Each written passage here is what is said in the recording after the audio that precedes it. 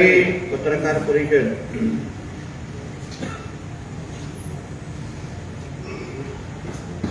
ही प्रदेश भारतीय जनता पक्ष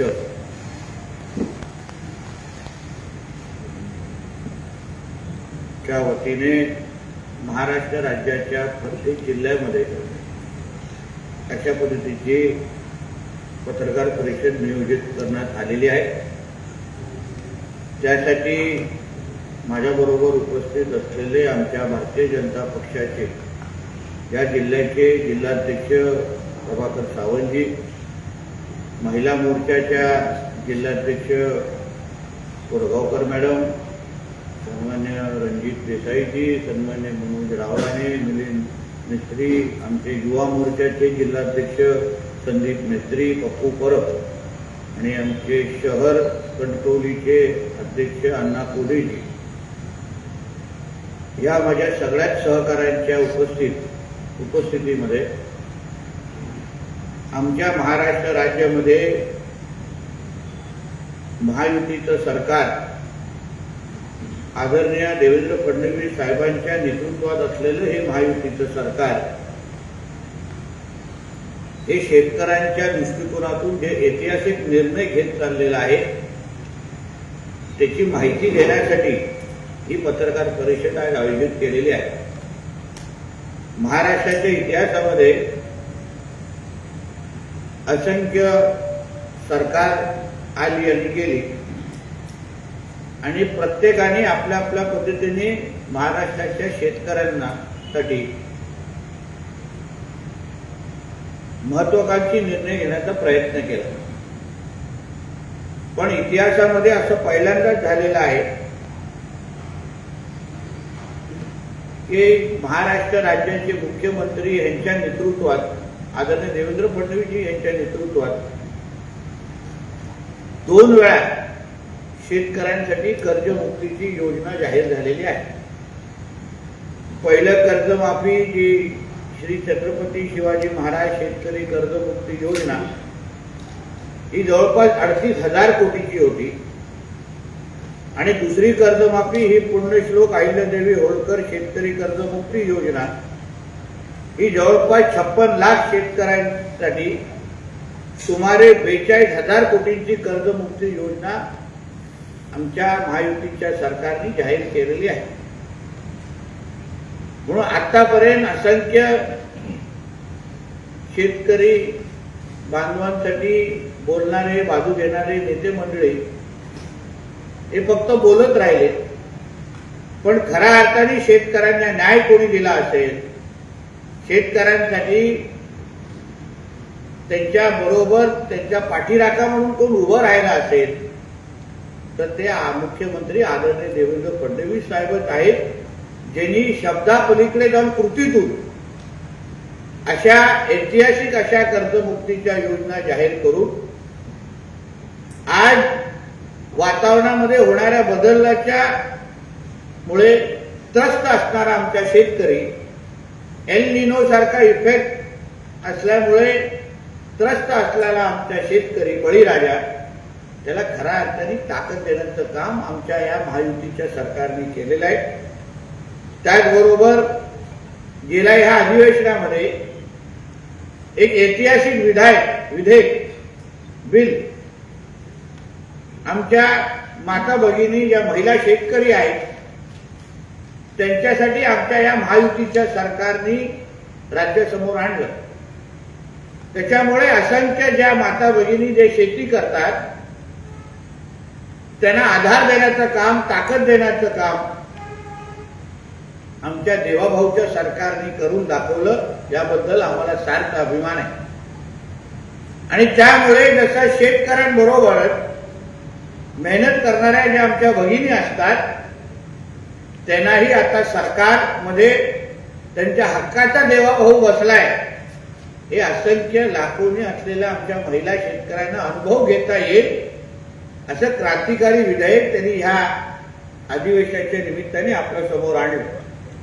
त्याचबरोबर जलयुक्त शिवार सारख्या योजना, शेतकऱ्यांसाठी 7.5 HP पर्यंत कृषी पंपाची वीज माफी व 12 तास वीज अशा पद्धतीच्या महत्वाकांक्षी निर्णयही आमच्या देवाभाऊच्या सरकारने घेतलेले आहेत। मागील त्या शेतकऱ्याला शेततळे केंद्र सरकारने जसं 6,000 शेतकरी सन्मान योजना देण्याचं ठरवलं होतं निधी, तेवढंच 6,000 आता आपण राज्य सरकारकडून पण आमच्या देवाभाऊच्या सरकारने आपल्या शेतकऱ्यांना आधार देण्याचं काम होत आहे। राज्यामध्ये पहिल्यांदा शेतकऱ्यांसाठी कृषी AI धोरण म्हणजे AI तंत्रज्ञानाचा वापर करून वातावरणामध्ये येणारे जे काय आव्हानं आहेत, वातावरणामुळे येणारे जे काय आव्हानं आहेत, त्या विविध आव्हानाला समोर जाण्यासाठी एक सक्षम असं AI धोरण कृषी क्षेत्रामध्ये आणणारं आमचं देवाभाऊचं सरकार आहे। आणि त्याच्यामुळे त्याचे जे काही इफेक्ट म्हणा किंवा त्याचे जे फायदे म्हणा ते येणाऱ्या वर्षांमध्ये तुम्हाला शेतकरी बांधवांना मिळत असताना आपल्याला दिसणार आहे। पीक विमा असेल, कृषी यंत्रीकरण असेल, कृषी सिंचन योजना, असे असंख्य निर्णय आमच्या देवाभाऊच्या सरकारने या घेतलेला आहे। कोकणाच्या दृष्टिकोनातून अगर आपण विचाराल तर 50,000 प्रोत्साहनकारक निधी ही आपल्याला ज्या नियमित कर्ज भरणारे जे शेतकरी आहेत त्यांच्यासाठी आमच्या देवाभाऊच्या सरकारने परत एकदा त्या बाबतीमध्ये उपलब्धता करून दिलेली आहे। या विविध फायदे मिळत असताना तोही फायदा आमच्या शेतकरी बांधवांना जे नियमित कर्ज भरतात, प्रामुख्याने कोकणातले सगळे शेतकरी असतात, त्यांनाही त्याचा फायदा निश्चित पद्धतीने भेटेल असा त्यांचा मंत्रिमंडळातला एक सहकारी म्हणून मी स्वतः त्या गोष्टीचा अनुभवतोय। आणि म्हणून या सगळ्या ज्या महत्वाकांक्षी योजना आणि खऱ्या अर्थाने या कृषीप्रधान राज्याला अजून सक्षम करण्याच्या दृष्टिकोनातून आमच्या भारतीय जनता पक्ष, शिवसेना आणि राष्ट्रवादी काँग्रेसचं आमचं हे महायुतीचं सरकार, आमचं देवाभाऊचं सरकार हे ह्या शेतकऱ्यांना खऱ्या अर्थाने ताकद देण्याचं काम करत आहे असा विश्वास या निमित्ताने मी इथे व्यक्त करतो। अशा आता अजून 3-3.5 वर्ष आहेत, अजूनही महत्वाकांक्षी निर्णय घेण्याच्या दृष्टिकोनातून हालचाली सुरू आहेत। मला विश्वास आहे हे 5 वर्ष आमच्या शेतकरी बांधवांच्या आयुष्यातले महत्वाचे 5 वर्ष निश्चित पद्धतीने ठरतील। त्याच्यामध्ये खऱ्या अर्थाने त्यांना आधार कोणी दिला असेल तर इतिहासामध्ये एकमेव सरकार होतं ते आमचं देवाभाऊचं सरकार होतं असा आत्मविश्वासाने आमचे शेतकरी बांधव निश्चित पद्धतीने बोलतील असा विश्वास या निमित्ताने मी व्यक्त करतो। या बाबतीचे प्रश्न असतील तर आपण विचारू शकतो। धन्यवाद।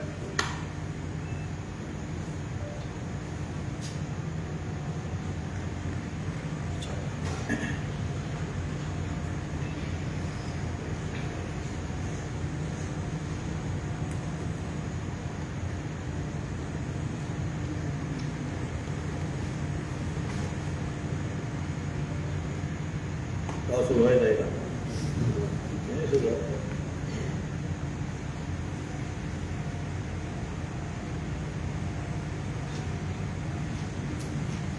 विमाची रक्कम पण मला वाटतं मिळायला सुरुवात झालेली आहे सगळीकडे। फक्त त्याच्यात एक जी अडचणीचा भाग जो माझ्या नजरेसमोर आलाय की काही कोंढा विभाग, देवगड, पडेल असे काही विभाग त्याच्यातून वगळण्यात आलेले आहेत। त्या बाबतीमध्ये मंत्रालय स्तरावर माझी स्वतः त्या बाबतीमध्ये माझे पाठपुरावा माझा सुरू आहे।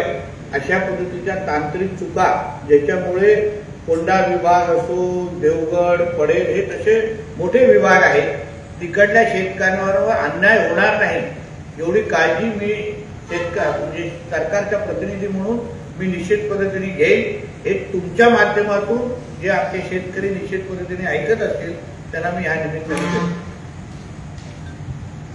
जिल्हा बँकेचे माजी अध्यक्ष सतीश सावंत यांनी याच संदर्भात पत्रकार परिषद घेत मुद्दा उपस्थित केलेला। CSC सेंटर मार्फत जे कागदपत्र अपलोड झाले पाहिजे होते ते वेळेत न झाल्यामुळे अनेक जवळपास 2,200 शेतकरी जिल्ह्यातले आहेत। ते त्यामुळे मी त्यांचे जे वरिष्ठ पातळीवर बसणारे जे अधिकारी आहेत त्याला मंत्रालय स्तरावर मी स्वतः बोलवून घेतलेलं, माझ्या भाषेत त्यांना समजवलेलं आहे आणि म्हणून येणाऱ्या काळात ह्या चुका होणार नाहीत एवढी काळजी आम्ही निश्चित पद्धतीने घेणार आहोत. 41,000 कोटींचं वीज बिल माफ करण्यात आलं महाराष्ट्रात सरकार आणि शेतकऱ्यांना कर्जमाफी कोकणाला कसा त्याचा फायदा होता आणि काय शेवटी शेतकरी हा कोकणात असो मराठवाड्यात असो प्रत्येकाला अशा जेव्हा वीज बिल माफी येते तेव्हा त्याच्या महिन्याच्या अर्थकारणावर थेट त्याचा फायदा होतो. म्हणून हे जे काही ऐतिहासिक निर्णय कर्जमाफी असो वीज बिल असो प्रोत्साहनकारक निधी असो या सगळ्याचा थेट फायदा तुम्हाला शेतकरी बांधवांच्या एकंदरीत अर्थकारणावर आणि उत्पादनावर तुम्हाला निश्चित पद्धतीने दिसेल.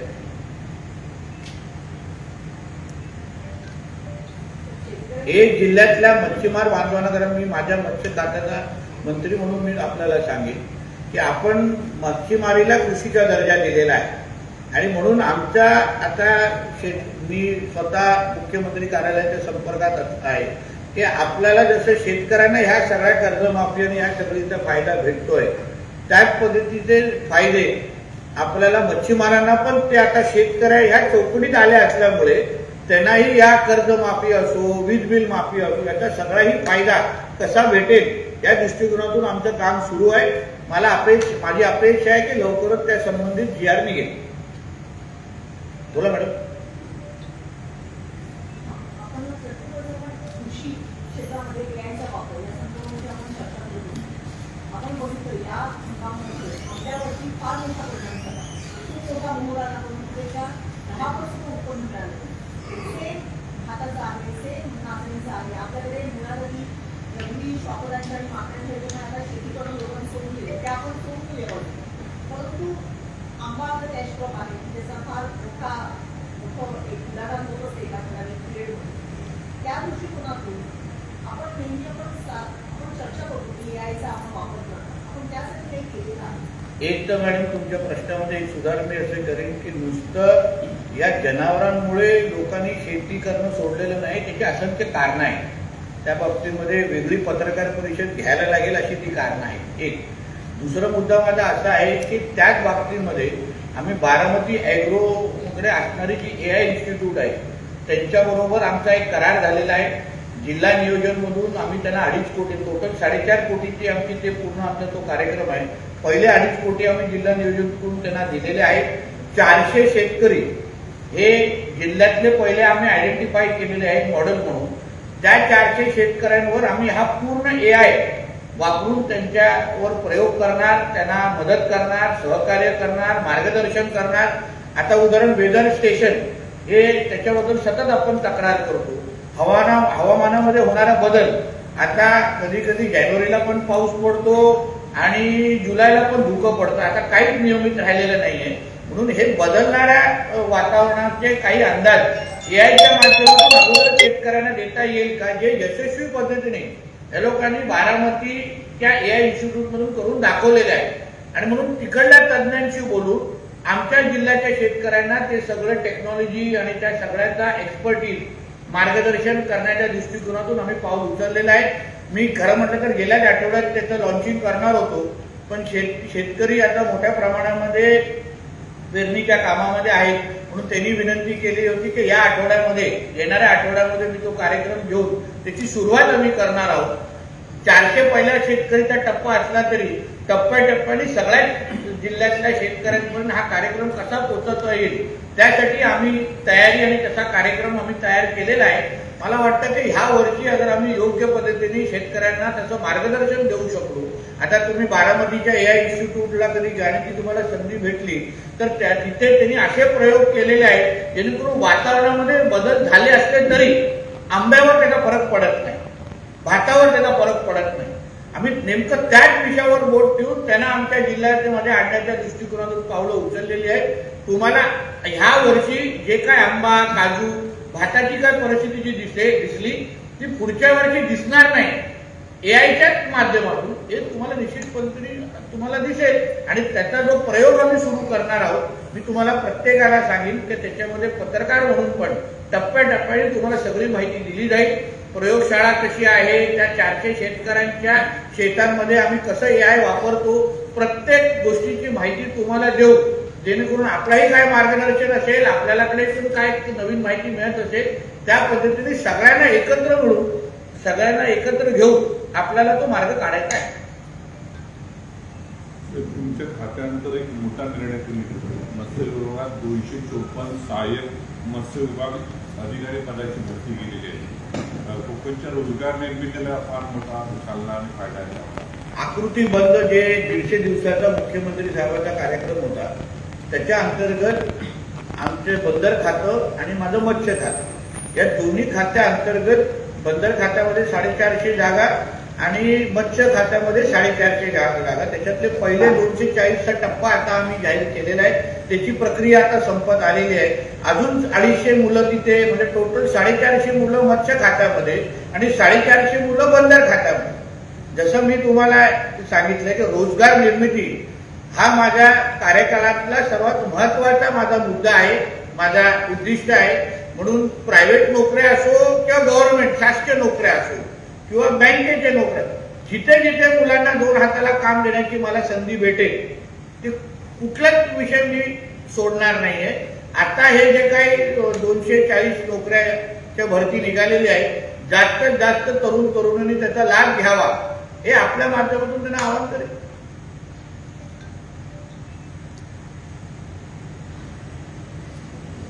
सर, पीक विमा संदर्भात जे आता तुम्ही स्वयंचलित हवामान केंद्राचा जो विषय सांगितला, तर प्रत्येक मंडळ स्तरावर जी सध्या हवामान केंद्र, स्वयंचलित हवामान केंद्र आहेत, त्याचा आधार घेऊन पीक विम्याची रक्कम ही नुकसान निश्चित केलं जातं. तर कृषी विभागाकडून एक साधारण काही महिन्यांपूर्वी प्रत्येक गाव पातळीवरचं हवामान जे बदल असतो, प्रत्येक गावांमध्ये वेगवेगळं हवामान असतं, त्यानुसार ती नोंद व्हावी म्हणून कृषी विभागाने पत्र दिली.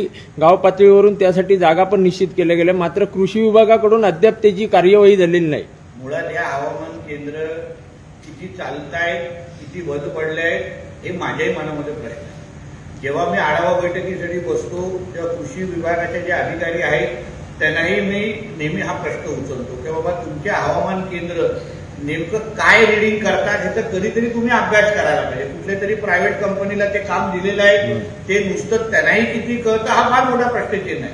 म्हणून हा विषय मी आदरणीय आमचे कृषी मंत्री साहेबांकडेही मांडलेला आहे की तुमच्या इकडचे हवामान केंद्र हे 100% विश्वास ठेवणारे नाहीये आणि म्हणून त्याही बाबतीमध्ये काय दुसरं करता येईल. आता तालुकानिहाय मंडळ स्तरावर व्यवस्थित चालत नाही, गाव निहाय तर फार महत्वाकांक्षी प्रकल्प झाला आणि म्हणून माझा एवढाच विषय आहे.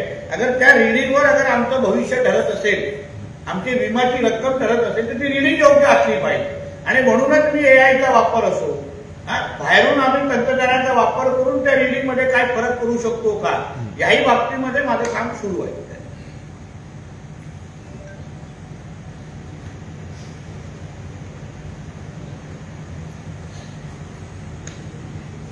ठीक आहे.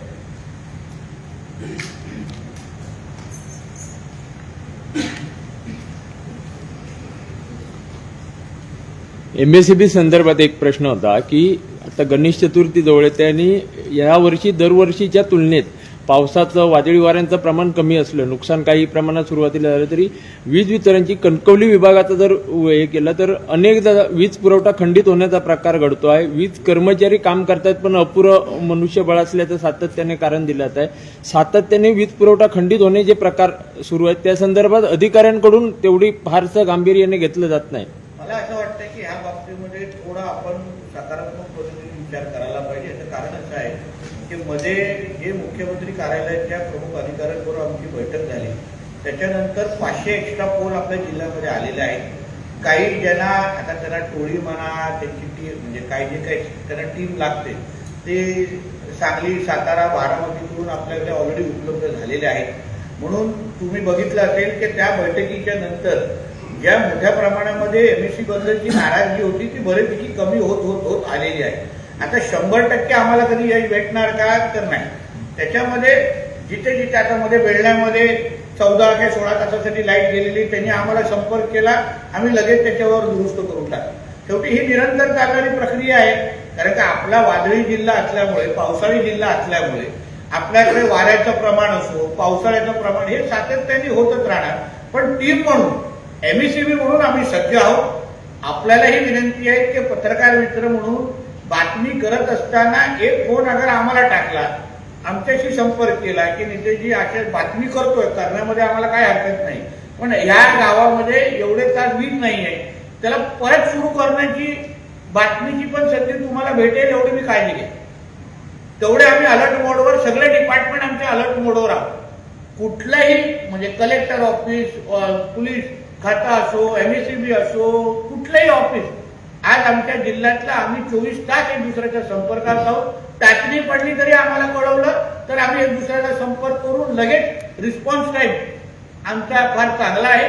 म्हणून येणाऱ्या सगळ्या सणासुदीच्या दृष्टिकोनातून जी तयारी करायला लागेल, कारण का आपल्याकडे फ्लोटिंग पॉप्युलेशन असतो, पर्यटक मोठ्या प्रमाणामध्ये येतात, जिथे आज जिथे सणासुदी नाही, जिथे 5 लोक वीज वापरत असतात तिथे गणपतीच्या काळात 15 वापरतात, कारण मुंबईचे लोक पण येतात, त्यांचे फोन चार्जिंगला लावतात, सत्यनारायणाची पूजा घालतात, म्हणून ह्यासाठी वीजचा वापर जास्त लागतो.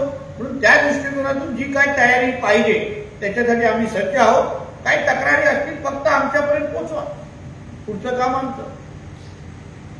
जिल्ह्यामध्ये सध्या स्मार्ट मीटर बसवण्यास सध्या विरोध होतो. काही जणांना ग्राहकांना न विचारता स्मार्ट मीटर बसवले जात आहे.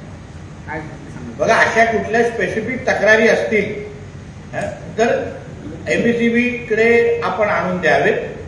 जिथे आमच्या आदरणीय मुख्यमंत्र्यांनी ह्या बाबतीमध्ये विधानसभेमध्ये स्टेटमेंट दिलेलं आहे.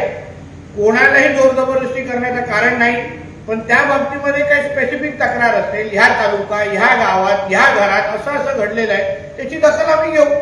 पण सरसकट अशा गोष्टी होत आहेत असा काही विषय आतापर्यंत तरी कानावर आलेला नाही. पण आपल्या प्रश्नाचा आदर ठेवून असं स्पेसिफिक काही विषय असतील तुम्ही आमच्यापर्यंत पोहोचवा, आम्ही निश्चित पद्धतीने दखल घेऊ.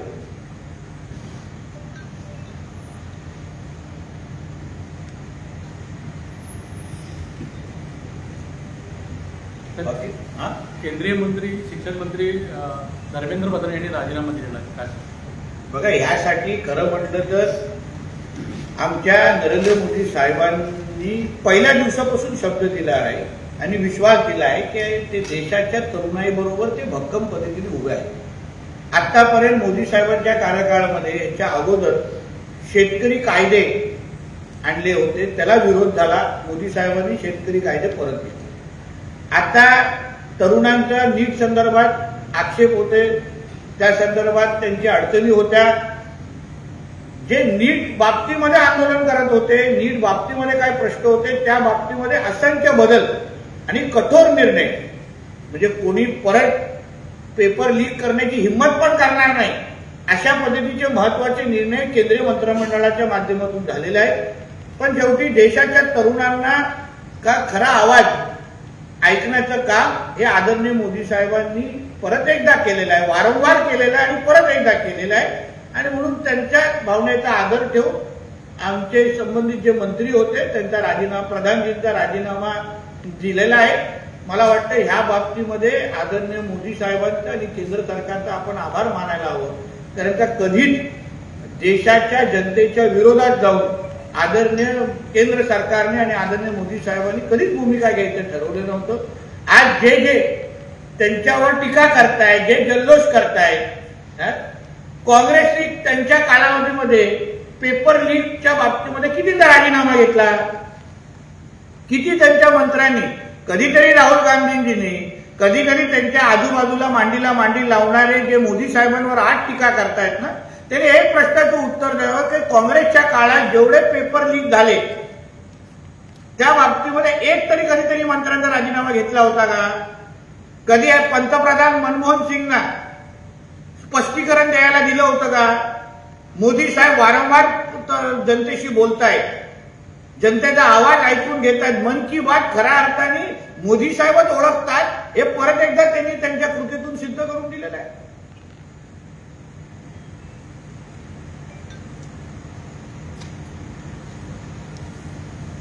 प्रधानांच्या राजीनाम्यानंतर मुख्यमंत्री देवेंद्र फडणवीस हे दिल्लीकडे रवाना झाले, शिक्षण मंत्री देवेंद्र फडणवीस यांची चर्चा झाली. एक लक्षात घ्या, आदरणीय देवेंद्र फडणवीस साहेब सतत दिल्लीला जात असतात. तुम्ही जेव्हा जेव्हा ते दिल्लीला जातात तुमच्या चॅनलवाले न्यूज बातमी चालवायला सुरू करतात. आतापर्यंत तुमची एक तरी बातमी खरी आली आहे का? हो,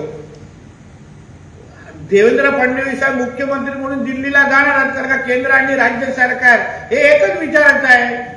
म्हणून तुम्हाला तुमच्या चॅनलची हाऊस भागवायची असते म्हणून तुम्ही त्या बातम्या चालवतात, नंतर स्वतः तोंडगाशी पडतात, कारण का काहीच होत नाही. आता परत एकदा तेच होणार आहे. प्रधान यांच्या राजीनाम्यानंतर उद्धव ठाकरे आणि राज ठाकरे यांची संपली, त्यामुळे त्यांनी असं म्हटलंय की तरुणांनी देशाला भयाच्या छायेतून बाहेर काढलंय आणि धुरळाने अंतिम शाळा चुकवली. वाघाची भाषा करणारे आता झुरळापर्यंत आलेले आहेत. राम मंदिरची म्हणजे पहिलं त्यांची जेव्हा खासदार निवडून आले तेव्हा पाकिस्तान जिंदाबाद आणि सरतंच जुदावरून आता भारत मातेची जयवर आलेले आहे.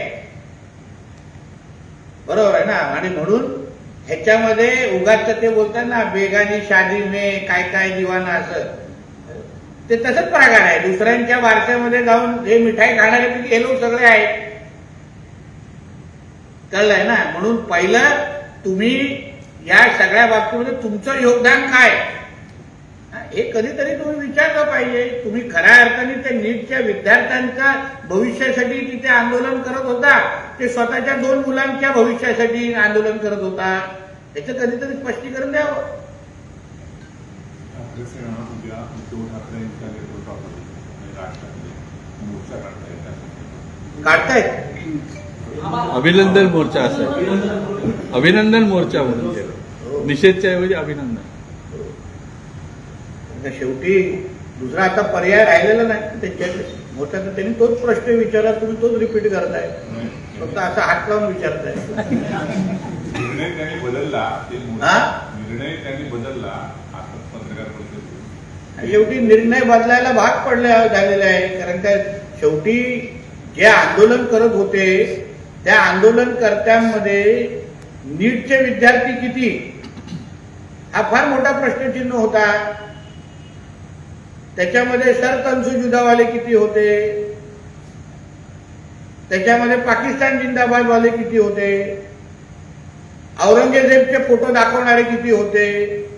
आता जो कुणाल कामरा हा आमच्या हिंदू देवी देवतांचा अपमान करा ज्यांनी केला, आमच्या सीता मातेचा ज्यांनी अपमान केला, तो ठाकरेंच्या मोर्चामध्ये काल दिसला. मग हिंदुत्वाने विचारायचे मानणारे आमचे बाळासाहेब ठाकरे आता देवी देवतांचा अपमान करणारे अगर ठाकरेंच्या मोर्चांमध्ये दिसत असतील तर मग ह्यांना राम आणि सीता देवतांच्या ह्यांना समर्थक बोलायचं की आईशाच्या पतीचं समर्थक बोलायचं, हे कधीतरी कळलं पाहिजे लोकांना.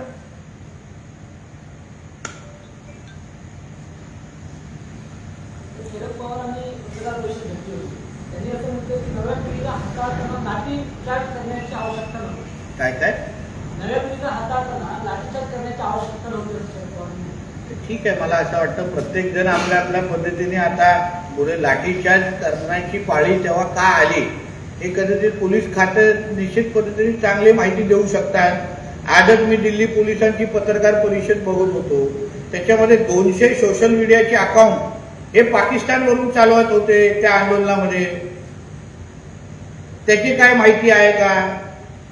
म्हणजे देशविरोधी ताकद हे आमच्या तरुणांच्या खांद्यावर बसून अगर आमच्या देशामध्ये अराजकता आणण्याचा प्रयत्न करत असतील तर त्यालाही ह्या विरोधी पक्षाचे नेते मंडळी समर्थन करणार का?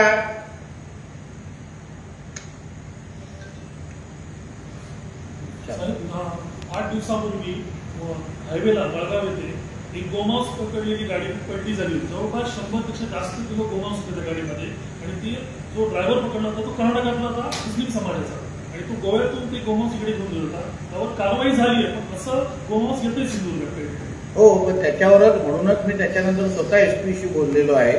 आता दोन्ही चेकपोस्ट वर कोण तेव्हा अधिकारी होते, शेवटी चेकपोस्टवर त्या गाड्यांना योग्य वेळी थांबवलं नाही, चेकिंग झाली नाही, म्हणूनच त्याला सिंधुदुर्गात येण्याची संधी मिळाली ना.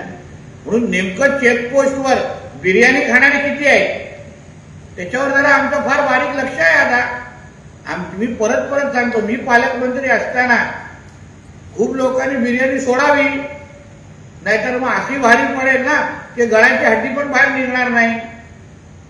म्हणून जे काही चेकपोस्टवर अगर कोण मस्ती करत असतील, आता कधीतरी अवेळी अगर मी चेकपोस्टवर अगर गेलो तर मग काय खरं नाही मग. म्हणून हे अशा पद्धतीच्या लोकांना मदत करणारे कोण आहेत याच्यावर आता माझं बारीक लक्ष आहे. ठीक आहे.